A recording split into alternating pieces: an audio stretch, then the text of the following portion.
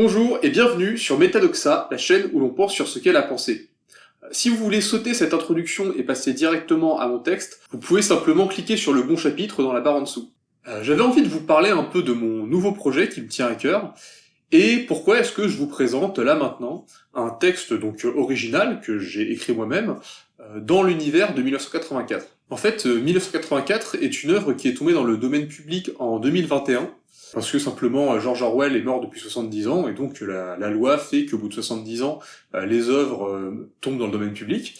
Et donc, durant cette période, il y a un certain nombre de romans graphiques et d'ouvrages qui simplement soit ont repris ou réinterprété l'œuvre originale en bande dessinée, ou soit ont essayé, on va dire, d'étendre l'univers, de proposer des suites ou des visions alternatives et tout. Par exemple, il y a eu le roman graphique Journal de 1985, de Xavier Coste, et il y a aussi eu ce qu'on pourrait appeler une sorte de réécriture de 1984, qui s'appelle 1984 Julia, écrit par Sandra Newman, qui se passe en fait dans le même univers et en même temps que l'œuvre originale, mais racontée depuis le point de vue de Julia, qui est en fait le personnage dont le héros de l'histoire originale tombe amoureux.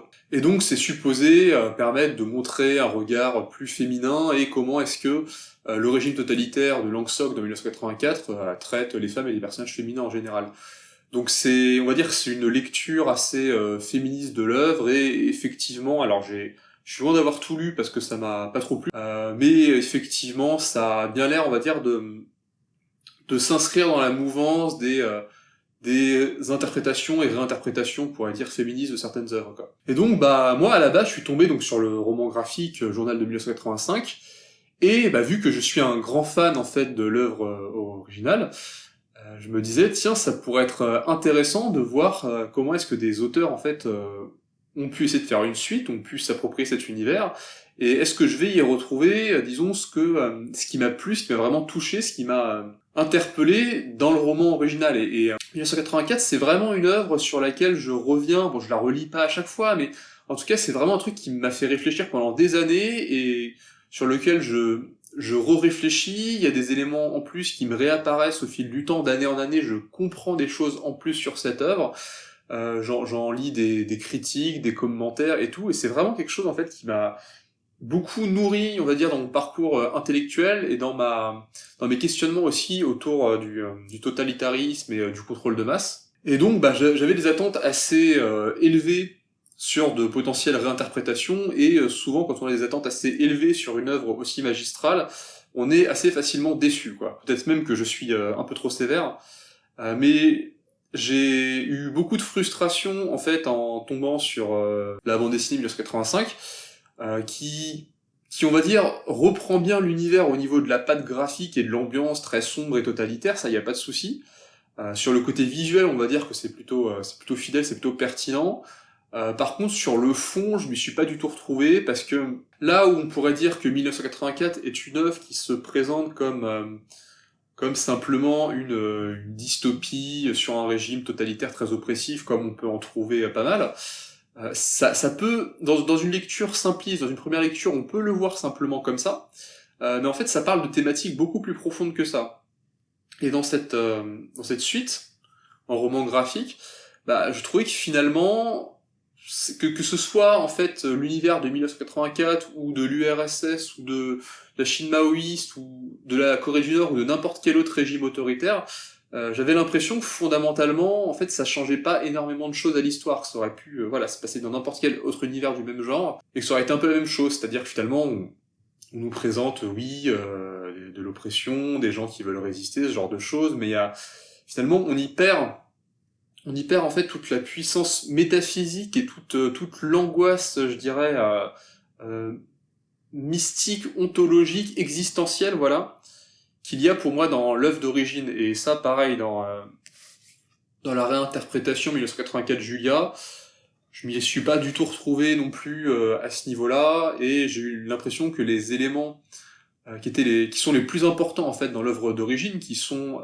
la novlangue et la double pensée, et tout ce qui se joue autour du contrôle mental, autour du contrôle de la pensée, avec notamment la police de la pensée en fait, qui a pour tâche, en tout cas c'est présenté comme ça, de contrôler la pensée des gens. Tout cet aspect-là, je trouve qu'il est beaucoup placé au second plan, et en fait on pourrait dire qu'il est un peu là comme un décorum, mais il n'est pas vraiment pris au sérieux, il n'est pas vraiment intégré dans la narration, en tout cas de ses réinterprétations.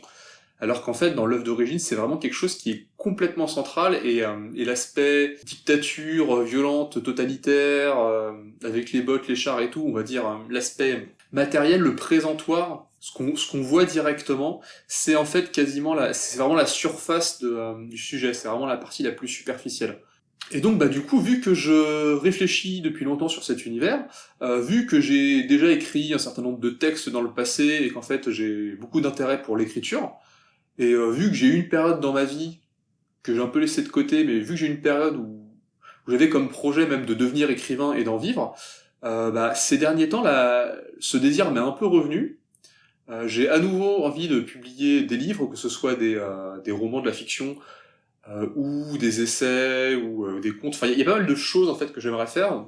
J'ai un côté un peu touche à tout, je pense que ça se voit sur ma chaîne. Mais donc du coup, oui, je me suis repris là récemment de cette envie d'écrire. Et donc, bah, quand je vois des tentatives d'interprétation d'une œuvre qui me tiennent beaucoup, que je trouve pas très satisfaisante au niveau du fond, sachant que l'œuvre est passée dans le domaine public, et ben je me dis en fait, pourquoi est-ce que je le ferais pas moi-même, quoi. Fine. I'll do it myself.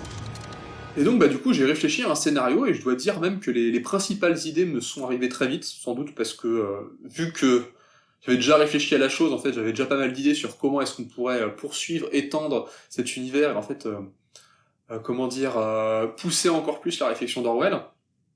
Et donc voilà, j'ai ce projet assez ambitieux, d'écrire une suite qui s'appellerait donc probablement juste 1985, tout court, et que j'ai l'ambition en fait de rendre finalement à la hauteur du propos de fond et de la profondeur et des différents niveaux de lecture qu'il y avait dans l'œuvre d'origine. Alors bien évidemment, je pourrais jamais faire exactement la même chose, et de toute façon c'est probablement pas le but. J'écris sans doute pas exactement de la même façon. Il y a aussi des choses que j'ai envie de raconter dans cette suite, donc que je vais faire, qui sont plus liées à mon regard à moi et que Orwell n'aurait très probablement pas écrit. Même d'une certaine façon, je pense apporter une sorte de critique de la fin de l'histoire de base et finalement du propos de fond d'Orwell. Parce que, si je trouve l'œuvre absolument magistrale, moi j'ai à cœur, on va dire, de défendre l'idée que il y a toujours une forme d'espoir, il y a toujours une possibilité, on va dire, de s'émanciper du contrôle absolu. Et ce que je vois en fait dans 1984, en plus c'est intéressant parce que c'est une œuvre qui a été écrite à une période historique bien particulière.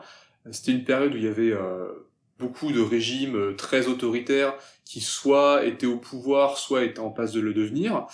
Et c'est une œuvre que Orwell a écrite vraiment quasiment à la fin de sa vie, il était en mauvaise santé. Et en fait c'est une œuvre qui parle, on pourrait dire, beaucoup de ses angoisses pour le futur. Et donc, bah, il y a pas mal de gens, en fait, qui voient 1984 comme une œuvre qui aurait une visée prophétique ou anticipatrice, et même qui pourraient dire, ah bah oui, effectivement, il y avait beaucoup de choses qui avaient été prévues dans ce roman et qu'on voit aujourd'hui. Je ne suis pas vraiment de cet avis-là.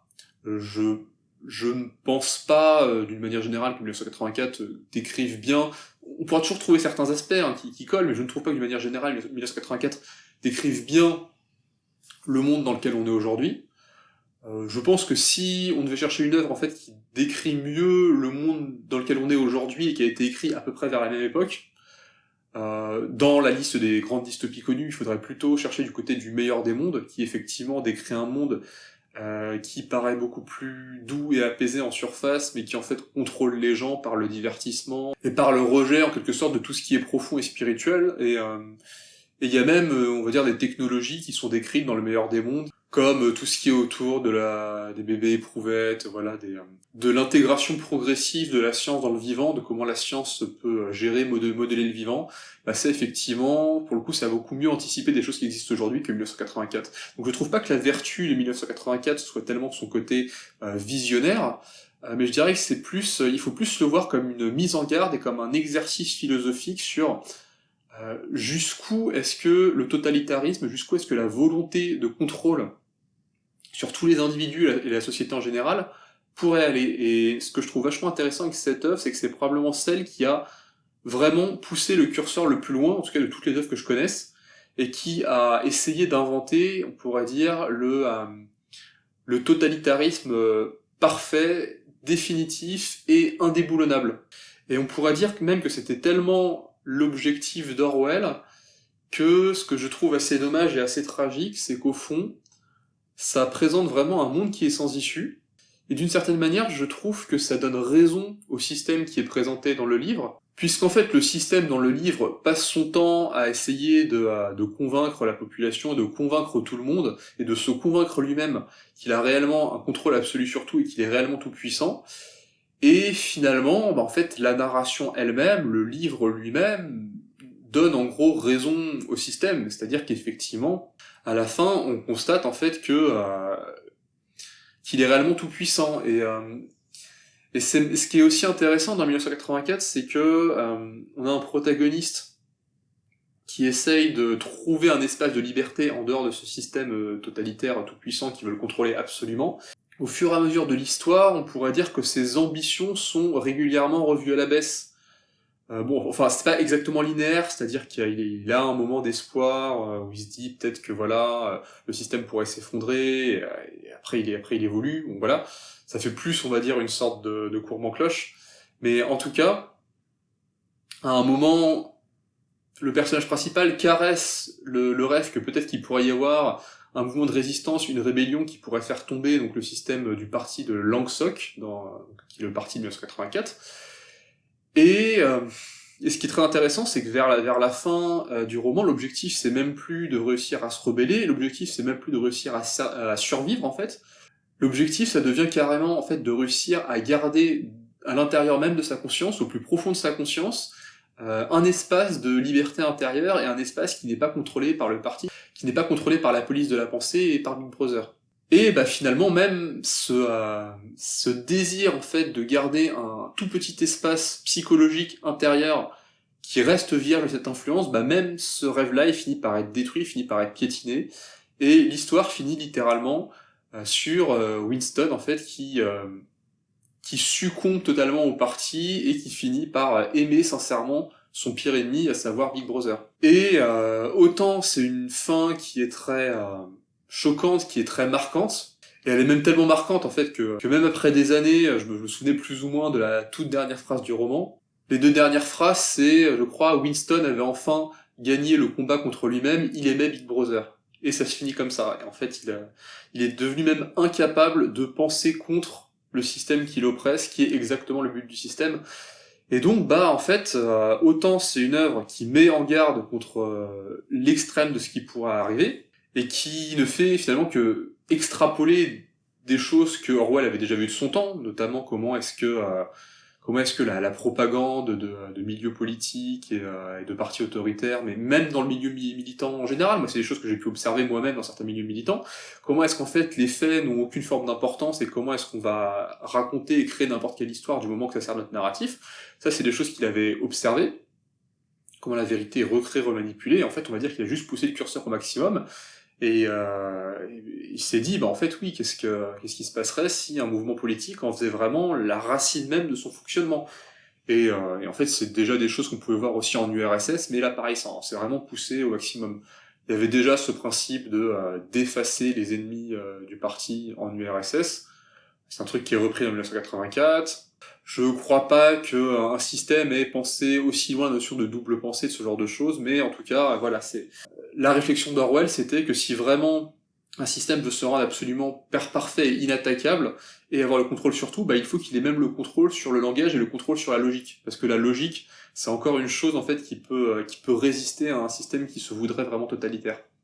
Et donc bah là ce que je vais vous présenter en fait c'est un chapitre 1, je ne sais pas si ce sera le chapitre 1 définitif, je ne pense pas que ça a forcément beaucoup évolué, mais je l'ai aussi pensé, on pourrait dire un peu comme un épisode pilote, parce que maintenant dans les façons actuelles d'écrire et aussi de créer des séries, de créer de la narration, on fait une chose que je trouve plutôt intéressante qui est en fait d'essayer de donner dès le début de l'histoire un aperçu de à quoi est-ce qu'il faut s'attendre pour la suite, un peu une sorte d'élément choc qui donne le ton général, et on va dire que c'est ce que j'ai essayé de faire avec ce chapitre 1. C'est le seul que je publierai sur ma chaîne. Si je vais à bout de ce projet, et je compte bien aller à bout de ce projet, et que vous voulez en fait connaître la suite de l'histoire, il faudra acheter le roman du coup. Mais c'est aussi un texte que vous pouvez penser comme une nouvelle dans l'univers de 1984. C'est-à-dire que je pense aussi qu'il se lit et il s'écoute assez bien de manière indépendante. Il est plus ou moins autosuffisant. Maintenant, juste pour vous donner une petite idée, en fait, de quoi parlerait 1985 dans l'état actuel dans lequel je le pense, même si je pense que les éléments que je vais vous présenter sont plus ou moins définitifs, et sans vous révéler vraiment d'éléments trop importants de l'intrigue, c'est une narration donc qui, au lieu de se concentrer sur un seul personnage qui était Winston dans le roman d'origine, se concentrerait du coup sur trois personnages. Le plus important étant un personnage qui est déjà connu, qui est O'Brien, donc qui est quelqu'un qui travaille à la police de la pensée et qui notamment interroge et torture Winston dans l'œuvre originale. Et j'ai envie, on va dire, de montrer l'histoire depuis ses yeux, depuis son point de vue, parce que je pense qu'il peut permettre en fait de montrer un regard intéressant depuis le parti intérieur en fait dans l'histoire, depuis ceux, on va dire, qui contrôlent le système et ceux qui le défendent. Donc ça, ce serait le premier personnage qu'on va suivre. Un deuxième personnage qui est toujours en fait quelqu'un qui fait partie du système, ce serait donc une jeune fille d'environ 13 ans, qui a la particularité d'avoir été éduquée au sein même du parti intérieur, dans une sorte de section spéciale, dans un endroit spécial, où on pourrait dire que le parti cherche de nouvelles méthodes éducatives pour créer des enfants qui soient vraiment entièrement sous contrôle du parti, et qui soient exposés aussi jeunes que possible en fait à la novlangue et aux conditionnements les plus intenses. Donc on pourrait dire que c'est en quelque sorte presque une souris de laboratoire sociologique. Et donc elle a la particularité d'être encore plus conditionnée et encore plus convaincue par le système que, y compris des gens comme O'Brien. C'est-à-dire que elle le vit vraiment depuis sa naissance et elle n'a jamais connu autre chose. Et donc j'aimerais explorer des choses autour de, finalement, est-il encore possible de penser ou de vivre quelque chose en dehors du système quand on a littéralement été fondu dedans depuis le berceau?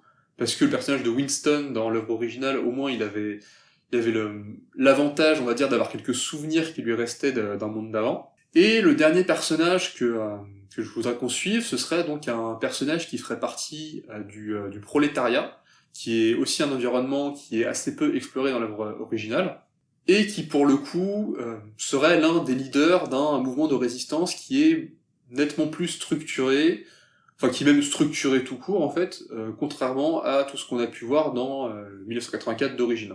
Et donc on pourrait dire que l'histoire suivrait ces trois personnages et leurs interactions, parce qu'évidemment ils auraient des interactions à un moment. Il y aura un certain nombre de twists et de choses que j'ai prévues. Mais en tout cas j'ai vraiment poussé la réflexion assez loin sur toutes les implications et sur en fait comment agrandir encore l'univers et comment apporter de nouvelles réflexions sans faire soit une redite en fait de l'œuvre originale, soit proposer des développements ou des choses qui paraissent un peu trop faciles et qui pourraient s'appliquer à n'importe quel système, parce que le totalitarisme de Lang Sok a quand même des particularités qui, à mon avis, n'ont pas vraiment d'équivalent dans le monde réel pour le moment, et encore heureux. Et je pense que c'est justement la compréhension de cette particularité qui manque souvent aux personnes qui essaient de s'inspirer de cet univers. Et donc, en fait, je serais très curieux d'avoir vos retours sur ce chapitre, et est-ce que vous êtes emballé par ce genre de projet? J'ai bien l'intention, en tout cas, d'aller au bout de ce truc-là, de le proposer à des éditeurs, et d'essayer d'en faire quelque chose de franchement sympathique, et même, si possible, qui puisse rester dans les mémoires, quoi. Sur ce, je vous souhaite bonne écoute. 1985. Chapitre 1er. Big Brother. Salutations, camarades. Veuillez décliner votre identité. Hayden Cormac O'Brien. Partie intérieure, première région aérienne. Matricule 173388. Recte Amour Plus au département d'Amour-Pensée. Directeur trouveur émérite en orthopsie. Je viens pour la célébration du Canlang Amour annuel de Big Brother pour la planification double plus plein 1985. O'Brien était un homme grand et athlétique. Certains le qualifiaient même de force de la nature. Mais le gorille qui lui faisait face le dominait de presque une tête. Celui-ci joignit les jambes en produisant un claque caractéristique, se tendit de tout son corps et leva les bras aussi haut que possible, réunissant ses poignets pour effectuer le salut formel de Lang Sok. O'Brien l'imita. « Gloire à Big Brother !» s'exclamèrent-ils à l'unisson. La gigantesque porte blindée qui faisait face à O'Brien s'ouvrit lentement. Il y avait deux meurtrières de chaque côté de la porte, prête à transformer en bouillie sanguinolente toute personne qui aurait été assez folle pour tenter de tromper la vigilance des gardes du ministère de l'Amour, et assez douée pour arriver jusqu'ici sans se faire démasquer. Autant dire que les mitrailleuses cachées derrière les murs n'avaient jamais servi. Le gorille fit un geste de la main. « Veuillez entrer et présenter votre invitation, vos documents professionnels et votre document d'identité. » Les vérifications et les fouilles furent effectuées en tout 3 fois, dans 3 salles différentes, séparées par des couloirs ornés du visage de Big Brother et des symboles du parti. O'Brien était habitué à ce rituel. Il se rendait au ministère de l'Amour presque tous les jours, et dès que les portes blindées se refermaient derrière lui, il se sentait assailli, pénétré entièrement par une puissante énergie mystique. Il sentait l'homme faible, égaré, condamné en lui se faire piétiner, écraser, réduire en bouillie par les bottes du parti. Puis, cette bouillie informe était absorbée par l'esprit du parti, et il fusionnait alors avec cette énergie brute, infinie, indomptable et éternelle. L'homme n'était plus, il n'y avait que le parti. Si ce lieu était si particulier, c'était parce qu'ici même le parti, toutes les 7 minutes en moyenne, grâce à l'orthopsie et la science amour, permettait à un camarade mentalement malade de goûter enfin à l'amour éternel de Big Brother. Et les contributions d'O'Brien à cette science étaient suffisamment importantes pour faire de lui une référence et un modèle parmi tous les spécialistes en orthopsie de l'Océania. C'était cette renommée qui lui avait permis d'obtenir une invitation pour l'événement si spécial auquel il s'apprêtait à assister. En effet, Big Brother lui-même avait décidé de faire son discours d'amour annuel au ministère de l'Amour, ou Mini-Amour en novlangue, de la première région aérienne. Il s'agissait de la 3e province de l'Océania par la population, correspondant grossièrement à ce qui s'était autrefois nommé la Grande-Bretagne. Les apparitions de Big Brother étaient rares et avaient généralement lieu en comité très restreint. Sa dernière intervention à Londres datait déjà d'il y a plusieurs années. O'Brien ne pouvait se remémorer la date exacte. Voir le leader suprême de l'Océania en personne lors d'une cérémonie officielle, c'était l'expérience d'une vie. De plus, c'était l'occasion pour les amis de Big Brother de se découvrir les uns les autres et de planifier de futures collaborations. Car cet événement n'était retransmis par télécran que dans des cercles assez restreints du parti intérieur, et toute personne prise à révéler avoir été invitée était directement arrêtée par la police de la pensée. Ainsi, reconnaître un ami de Big Brother, rencontré lors d'un événement aussi prestigieux, c'était avoir la certitude d'être en présence de quelqu'un de reconnu par les instances les plus importantes du parti, et pouvoir parler en toute confiance de certaines choses que d'autres oreilles, y compris issues du parti intérieur, ne pouvaient entendre. Son identité ayant été vérifiée, O'Brien arpentait maintenant les couloirs du ministère de l'Amour. Il avait été invité à passer par une entrée qu'il n'avait jamais eu l'occasion d'emprunter avant, malgré son statut. Il comprit bientôt pourquoi. De toute évidence, cette partie du ministère menait uniquement au lieu qui accueillerait bientôt Big Brother. Les longs couloirs qu'il arpentait maintenant étaient totalement déconnectés du reste du ministère. Mais il était pourtant impossible d'oublier où l'on se trouvait.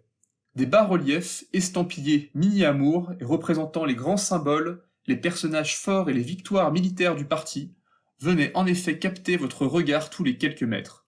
Et surtout, on entendait les hurlements. Ces cris parfaitement discordants semblaient plus animaux qu'humains. Les témoignages de souffrance extrême se mêlaient aux expressions de la terreur la plus pure. Des aveux bégayants et des supplications confuses se faisaient aussi entendre par moments. Pour les invités n'ayant jamais mis les pieds dans ce ministère, l'effet devait être saisissant et transmettre un message clair. Pour O'Brien, c'était son quotidien, et ce concert désaccordé d'expiation avait même un effet apaisant sur lui. C'étaient les derniers souffles d'humanité qui s'échappaient par les gorges. C'était la musique du parti. O'Brien marchait et les couloirs succédaient à des escaliers en colimaçon qui menaient à d'autres couloirs. Il avait une bonne foulée, mais cela devait bien faire 20 minutes qu'il avançait et il n'en voyait pas le bout. Il se pouvait qu'il surestimât le temps passé en raison de la monotonie du parcours, mais il n'avait aucun moyen de le vérifier. Sa montre lui avait été confisquée à l'entrée, comme c'était prévu dans le protocole. Et les hurlements étaient audibles à tout moment, seulement légèrement assourdis par les parois. De par son travail, O'Brien le savait, la plupart des pièces du ministère de l'Amour étaient bien plus insonorisées que ça. Chaque criminel interrogé n'avait généralement qu'une vague idée de ce qui se passait dans la pièce d'à côté, si déjà il songeait à se poser la question. Toute cette traversée avait été pensée, toute l'architecture avait été travaillée. C'était un pèlerinage. O'Brien entendit alors des bruits de pas devant lui. Il devait être en train de rattraper d'autres invités. Bientôt, après un nouvel escalier, il arriva à leur niveau. C'était un groupe d'une dizaine d'enfants, vêtus avec les couleurs et les symboles du parti, et coiffés de petits képis blancs. Leurs pas frappaient le sol d'un rythme régulier et militaire. O'Brien estima leur âge entre 10 et 13 ans. 2 adultes d'âge mûr, une femme et un homme, ouvraient et fermaient la marche. « Salutations, camarade O'Brien !» lança l'homme à l'arrière d'un ton aussi énergique que protocolaire, en le reconnaissant. « Salutations, camarade.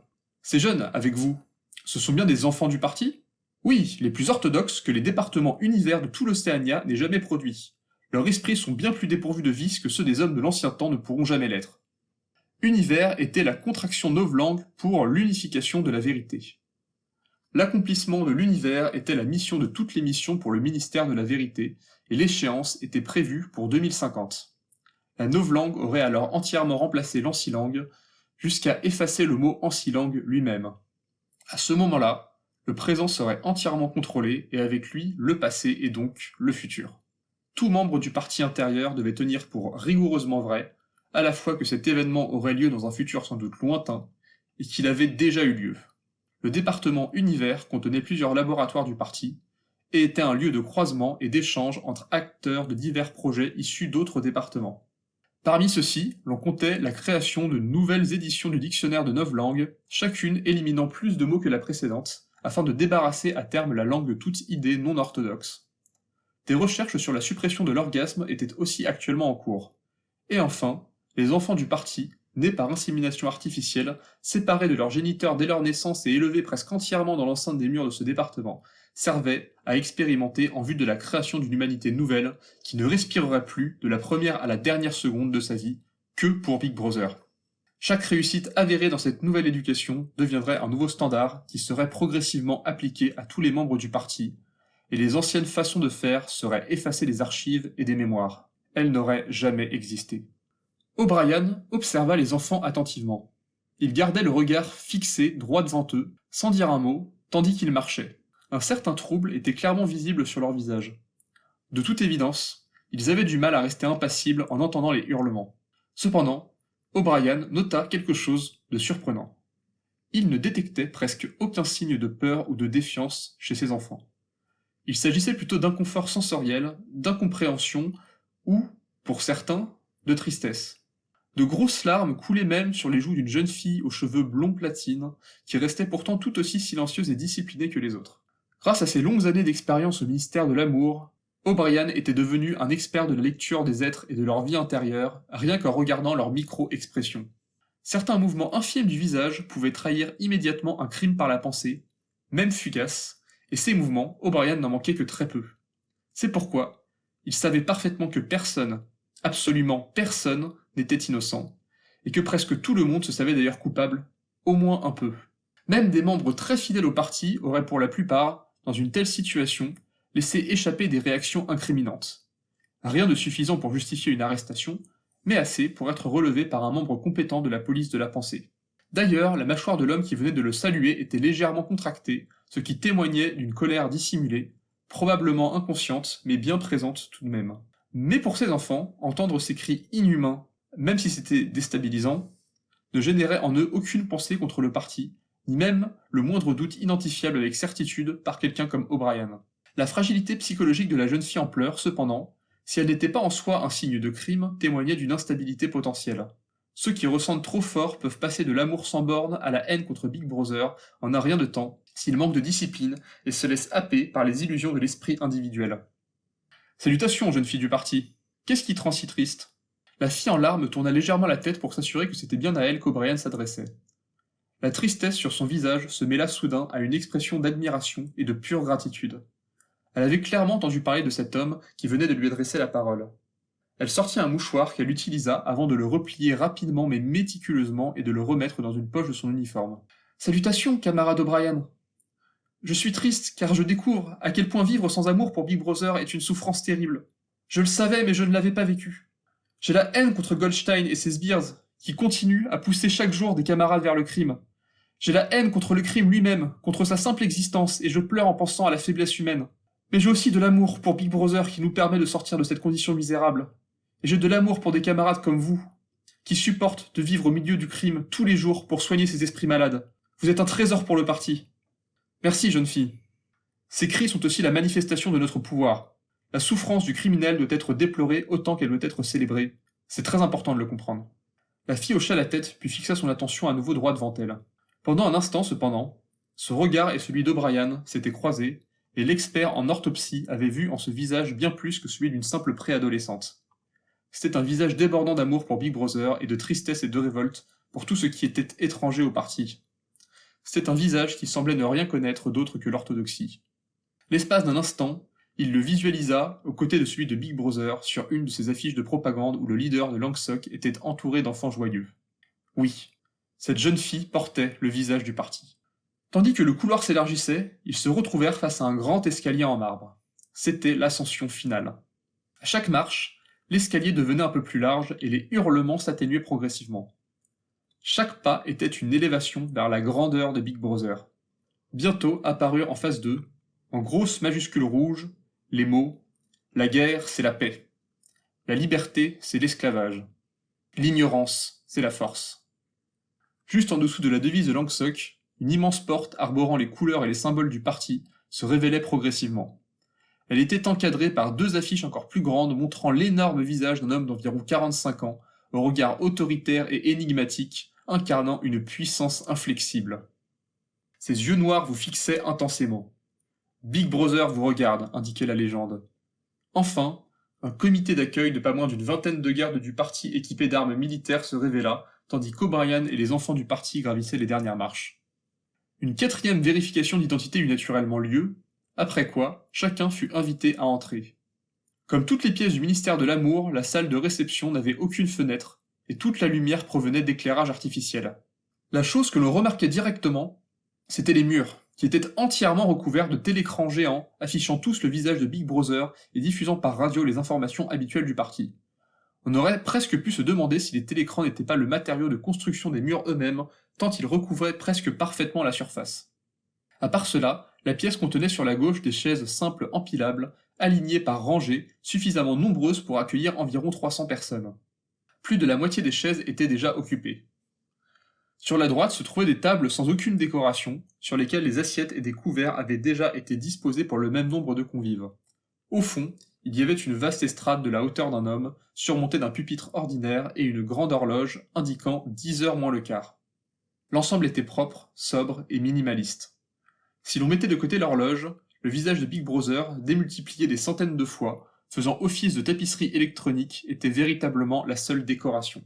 Lorsqu'O'Brien ne rééduquait pas des criminels au ministère de l'Amour, il passait la plus grande partie de son temps dans l'immense département de surveillance de ce même ministère.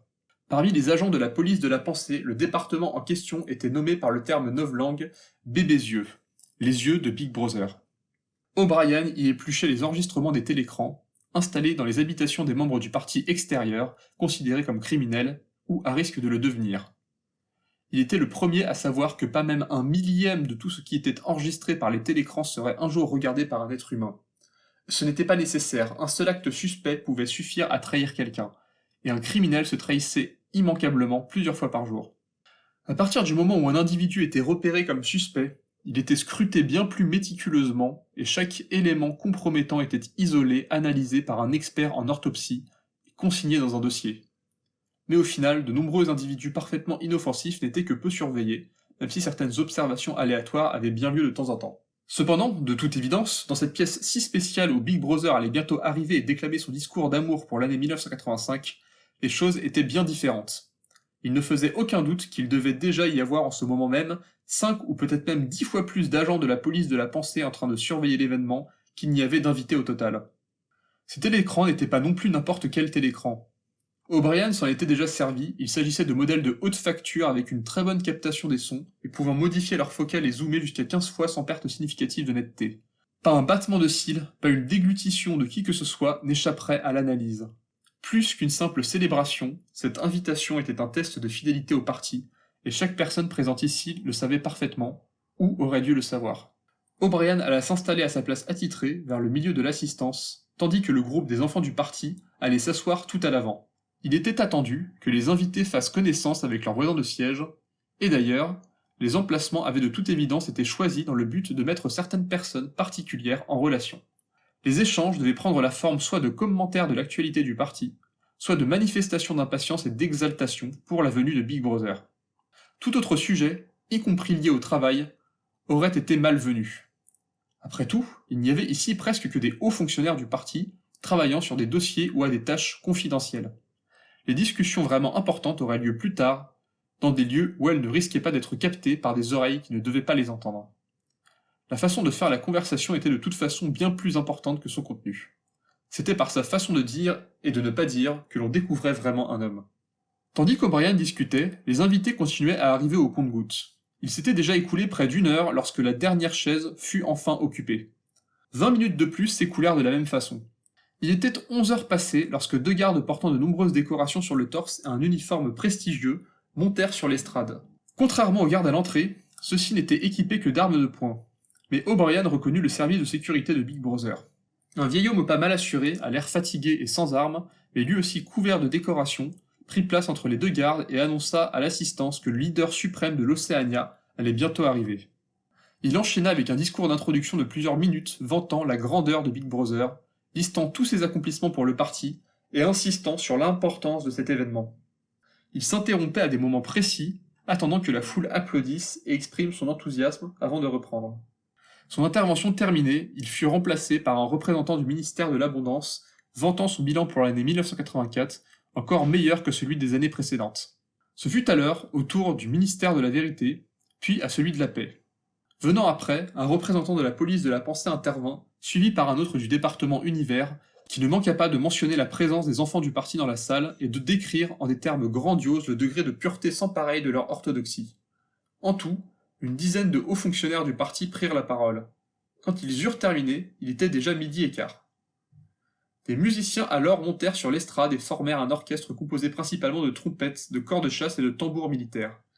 Ils devaient être arrivés par une entrée située au fond de la salle, derrière l'estrade, et non visible depuis l'assistance, car O'Brien ne les avait pas vus jusqu'ici. Les enfants du parti, équipés de microphones, sortirent du public, prirent place au centre de la scène, attendirent le départ des musiciens, puis entamèrent une chorale. La jeune fille au centre du groupe, la même qui avait pleuré à chaudes larmes alors qu'elle traversait les couloirs du ministère de l'Amour, était maintenant rayonnante, tandis qu'elle chantait la gloire des armées d'Océania, la grandeur éternelle de Big Brother, et qu'elle maudissait la félonie de Goldstein et des ennemis de la nation avec ses jeunes camarades. Ses cheveux blonds si pâles, presque blancs, et son visage tout aussi clair et parsemé de petites taches de rousseur lui donnaient un air angélique. O'Brien ne put s'empêcher d'être ému face à sa beauté infantile. D'ici quelques années, elle deviendrait sans nul doute un symbole de la Ligue anti-sexe junior. Autant que possible, des jeunes hommes et femmes particulièrement séduisants étaient sélectionnés pour promouvoir l'abolissement de la sexualité. La frustration générée était redirigée vers des activités favorables au parti. Ceux qui ne parvenaient pas à gérer leurs pulsions suffisamment pour ne pas se trahir devant un tel écran révélaient ainsi leur manque d'implication dans les activités de compensation telles que les 2 minutes de la haine, les exécutions publiques ou la surveillance et la dénonciation de leur entourage. Oui, cette jeune fille fera bientôt tomber bien des traîtres par sa simple existence. Alors l'hymne augmenta en intensité pour finir dans une apothéose musicale. Les tambours se mirent à battre à un rythme frénétique, faisant vibrer toute la salle. L'événement que tout le monde attendait allait avoir lieu. Les choristes récitèrent à l'unisson. « Chers camarades de la fine fleur du parti intérieur, vous qui vous êtes dévoués au parti comme nul autre, voici venu notre leader bien-aimé, voici l'incarnation de l'Océania, Big Brother !» La musique se tut. Les musiciens descendirent de l'estrade. Les enfants du parti et les gardes, toujours présents, se positionnèrent de part et d'autre de la scène en dégageant un grand espace autour du pupitre, où l'homme le plus important de l'Océania et donc du monde allait bientôt faire son discours. Chaque être humain présent dans la pièce se mit à entonner de façon solennelle « B, B, B, B, B, B ». Beaucoup pleuraient de joie. Un homme, assez petit, sans doute moins d'1,70 m, apparut alors sur scène et se plaça devant le pupitre. Il portait la tenue typique d'un fonctionnaire du parti extérieur, sans aucune extravagance ou fioriture. En n'y prêtant pas garde, il aurait pu passer inaperçu au milieu d'une foule. À la distance depuis laquelle O'Brien regardait, son visage semblait effectivement très conforme à celui présent sur les affiches de propagande, ni plus ni moins âgé. Il avait exactement la même moustache, les mêmes cheveux bruns, et le même regard intense qui vous fixait et donnait l'impression de lire en vous. Alors, les enfants du parti vinrent le serrer dans les bras, chacun leur tour, sous les flashs des appareils photo. Puis ils retournèrent à leur place parmi les spectateurs. Les deux gardes décorés, bien plus grands que Big Brother, se placèrent à sa droite et à sa gauche, à moins de 2 mètres de lui. Leur regard ne surveillait pas le public, ni même l'entrée de la salle, non. Il était fixé sur le leader de l'Océania, qui semblait comme écrasé par leur stature. Alors, Big Brother prit la parole, d'une voix ferme et claire, avec le même rythme et la même prosodie que dans les enregistrements de propagande. Il était, présent devant son public, fidèle à lui-même, l'image même du parti. Il fit d'abord une synthèse de tout ce qui avait été déjà dit avant lui, sans rien ajouter de réellement nouveau. Son discours était parfaitement bureaucratique et comportait encore plus de mots novlangues que dans ses discours habituels. Il fit la liste de toutes les réussites du parti, de tous les projets en cours, et s'en attribua les mérites. Alors qu'il commençait la présentation des plans de l'année à venir, il eut soudain une quinte de tout. Ce fut comme si le temps s'était figé. Chaque spectateur retint sa respiration, tandis que l'homme devant le pupitre cherchait son souffle. Il y eut un bref éclair de panique dans son regard qu'O'Brien ne manqua pas. Après quelques secondes, il se reprit et termina sa phrase. Alors, un garde lui posa la main sur l'épaule et le tira en arrière. L'autre s'installa au pupitre et prit la parole. « Camarades, nous allons passer au repas. Big Brother terminera son discours après les festivités. » L'orateur fut raccompagné en bas de l'estrade par ses 2 gardes, puis escorté jusqu'à une chaise, spécialement décorée avec les symboles du parti, au centre de la plus longue table de banquet. Tous les hauts dignitaires ayant fait une intervention avant Big Brother allèrent s'installer à la même table que lui, accompagnés par ce qu'O'Brien reconnut comme des généraux militaires et autres dirigeants de départements centraux dans l'appareil d'État. Lui-même alla s'installer à une autre table, parmi les membres importants du ministère de l'Amour et de la police de la Pensée. Des serveurs vinrent alors apporter la nourriture dans une procession très chorégraphiée qui semblait ne jamais devoir s'arrêter. Il y eut d'abord des apéritifs et hors-d'œuvre qui commencèrent à s'amonceler sur les tables. Bientôt, tous ces plats formèrent une véritable orgie de couleurs, de motifs et d'odeurs, toutes plus alléchantes les unes que les autres. Il y avait déjà là de quoi nourrir chaque invité 3 fois jusqu'à la nausée. Mais il fallait résister aux sirènes de l'hédonisme. O'Brien repéra tout d'abord les aliments qui avaient pour ainsi dire disparu de l'alimentation des Océaniens, y compris aux parties intérieures. Du foie gras accompagné de confitures de figues, des langoustes et du homard, des tentacules de calamar grillés en sauce, des coquilles Saint-Jacques, des huîtres, et des canapés de toutes les couleurs, dont certains recouverts de petits œufs noirs qu'il reconnut comme étant du caviar. Des vins et toutes sortes d'alcools forts, dont certains issus des anciens temps, furent débouchés sous ses yeux. Il aurait bien sûr fallu être fou pour toucher à des mets aussi bourgeois, et symboles de perdition dans les plaisirs futiles, mais le simple fait de les regarder avec trop d'insistance ou trop d'appétit était déjà suspect. Tout ceci était là comme démonstration de puissance et exercice de double pensée, et certainement pas pour être consommé.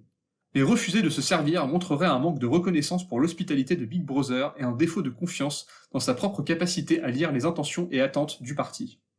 O'Brien se tourna donc vers les plats orthodoxes, c'est-à-dire tout ce qui évoquait une culture simple et prolétaire, mais élevée par le raffinement distingué de l'élite du parti.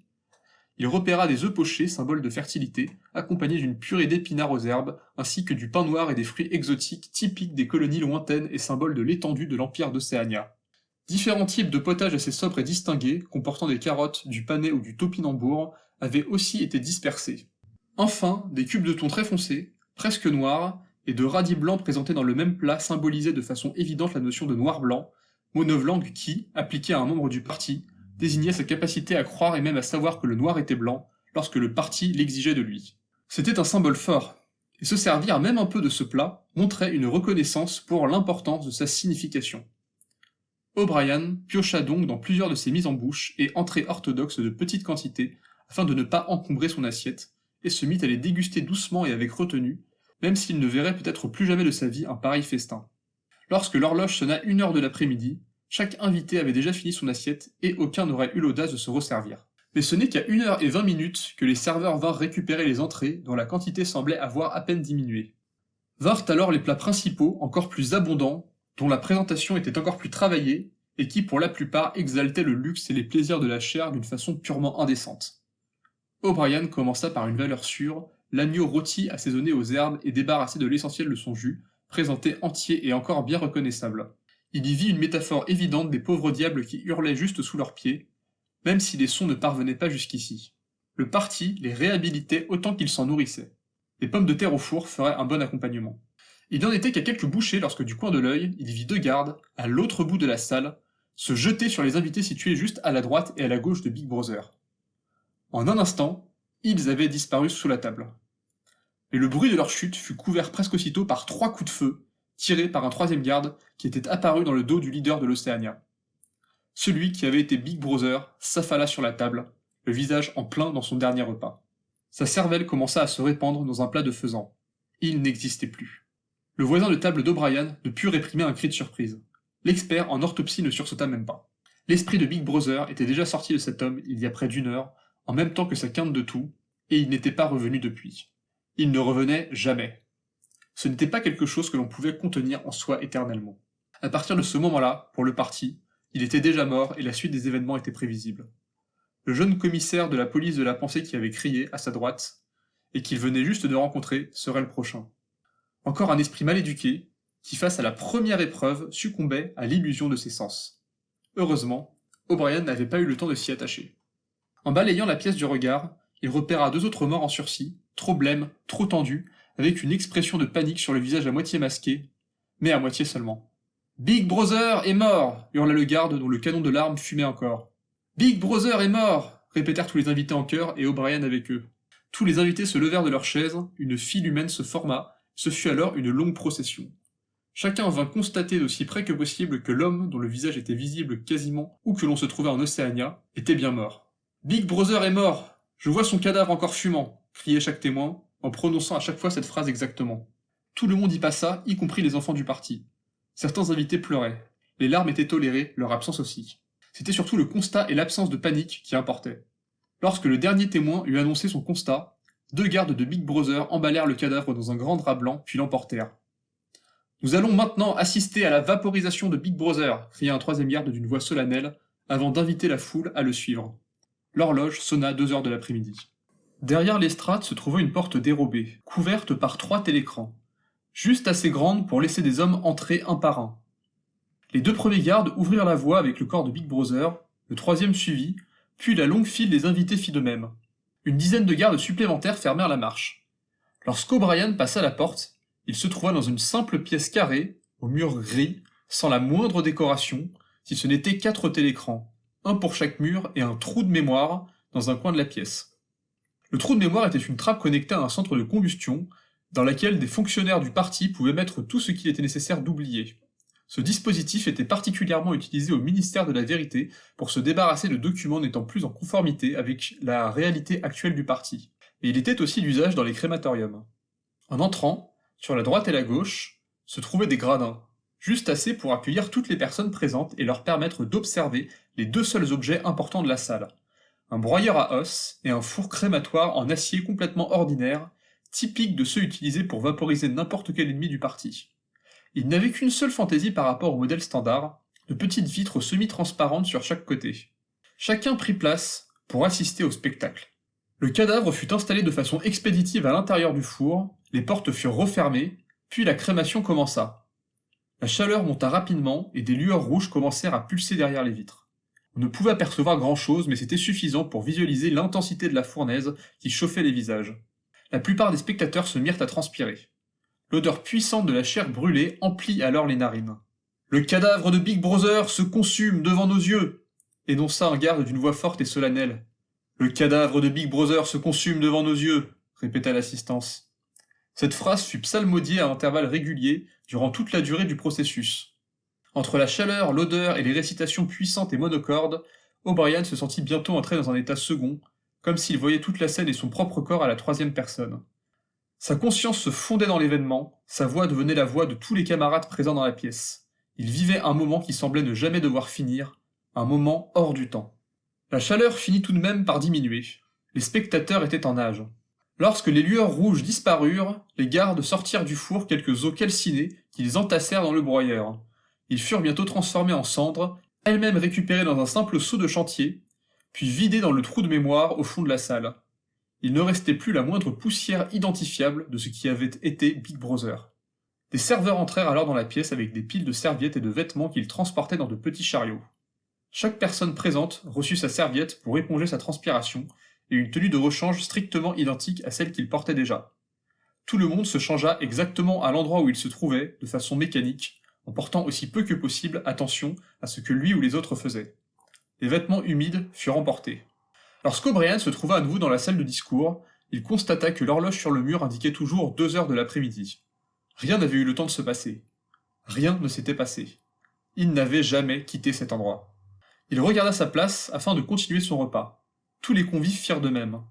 Dans son assiette, la nourriture était encore chaude et dans l'état exact où il l'avait laissée, y compris la côte d'agneau à moitié consommée.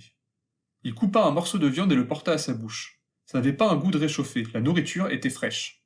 Il lui sembla que tous les plats présents sur la table devant lui étaient exactement dans l'état dans lequel il se trouvait au moment où il les avait quittés, c'est-à-dire, pour la plupart, légèrement entamés. Il devait donc bien mettre à jour dans son esprit cette réalité. Il n'avait jamais quitté table. Big Brother non plus n'avait jamais quitté table. Il était toujours là parmi les plus hauts responsables du parti, à consommer son plat avec maîtrise et retenue, fidèle à lui-même. Personne ne semblait s'en étonner. Ce regard intense scrutait toujours ses invités. Il avait toujours les mêmes cheveux bruns et la même moustache épaisse. Il paraissait même plus vif et en forme que jamais. On ne lui aurait pas donné la quarantaine. Certains, après tout, disaient que Big Brother ne vieillissait pas. Le banquet dura encore un long moment. Ce n'est qu'à 4h moins le quart que Big Brother monta à nouveau sur l'estrade et continua son discours exactement à l'endroit où il l'avait interrompu, c'est-à-dire au moment des prévisions concernant la production d'obus pour l'année 1985. Une dizaine de gardes se mêlèrent aux invités et firent sortir 5 personnes de l'assistance. Elles avaient le teint pâle et le regard paniqué. O'Brien reconnut parmi elles le jeune commissaire de la police de la pensée qui se trouvait à sa table pendant le repas et qui s'était montré trop nerveux. Les indésirables furent sortis de la salle, et la grande porte d'entrée se referma derrière eux. Big Brother, imperturbable, déroulait la suite de ses prévisions. Le leader de l'Océania était mort, mais il se trouvait maintenant bien vivant, sous les yeux de tous. Il était donc immortel. Et puisqu'il était immortel, il n'avait pas pu mourir. Big Brother ne mourrait jamais. O'Brien était satisfait.